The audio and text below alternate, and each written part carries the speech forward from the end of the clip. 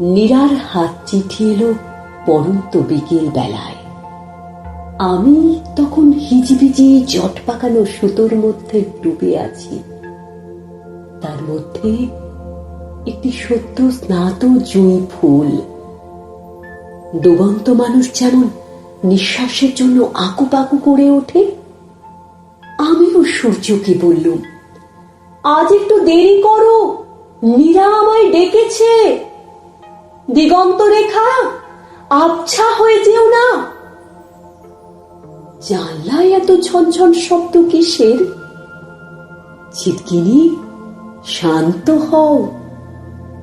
বইয়ের খোলা পৃষ্ঠা, প্রতীক্ষায় থাকো। আঙুলে কালির দাগ, লক্ষ্মীটি অদৃশ্য হও।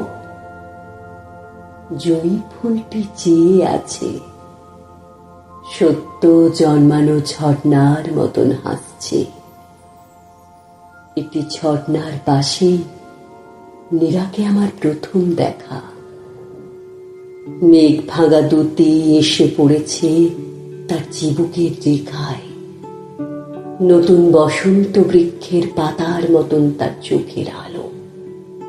তার বুকে তুলে তুলে উঠছে কৈশোরের সমুদ্র স্নান।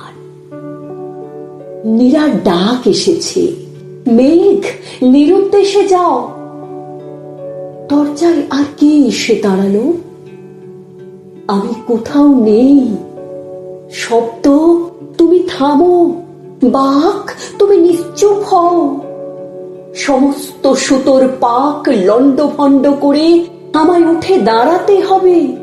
আমাকে যেতে হবে, আমাকে যেতে হবে।